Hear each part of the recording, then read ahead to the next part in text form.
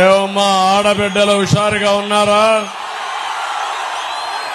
మొట్టమొదటిసారిగా చిత్తూరులో చూస్తున్నామా ఆడబిడ్డల్ని మగవారితో సమానంగా వచ్చారు మీటింగ్ కి. రావడమే కాదు, ఎవరైనా అడ్డం వస్తే పక్కన దూసేసినప్పుడు కొంటున్నారు. ఇది ప్రారంభం మాత్రం. భవిష్యత్తులో మా ఆడబిడ్డలు అన్ని రంగాలలో పైకి తీసుకొచ్చే బాధ్యత నాదని మీ అందరికీ హామీ ఇస్తున్నా. ఇక్కడ మీరు చూస్తే పార్లమెంట్ అభ్యర్థి ప్రసాదరావు గారు ఒక చదువుకున్న వ్యక్తి, ఐఆర్ఎస్ చేసి ఇన్కమ్ ట్యాక్స్ ఆఫీసర్ గా పనిచేసి సమాజం కోసం రాజకీయాల్లోకి వచ్చిన వ్యక్తి ప్రసాదరావు గారని చెప్పి నేను మీకు తెలియజేస్తున్నా. ఇప్పుడే జగన్మోహన్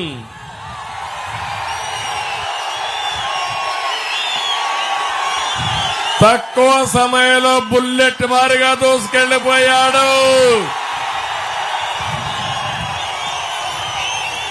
చిత్తూరులో గెలుపు జగన్మోహన్ ది.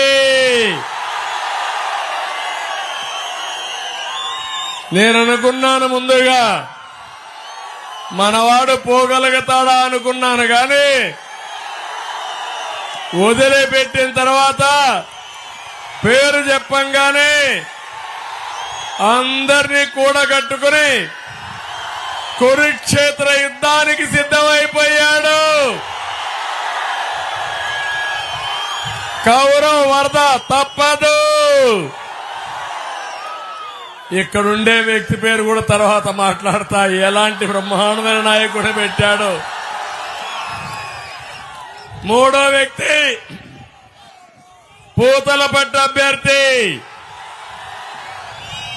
మురళి గారు.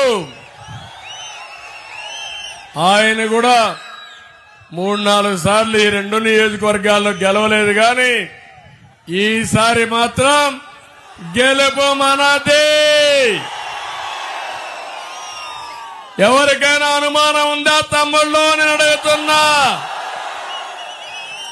రాష్ట్రంలో గాలి వీస్తా ఉంది. ఇది తుఫానుగా మారుతుంది.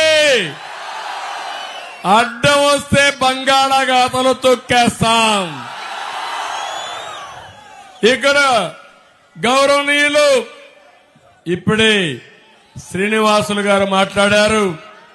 చిత్తూరు ఎమ్మెల్యేగా పనిచేసి ఇప్పుడు జనసేన అభ్యర్థి తిరుపతిలో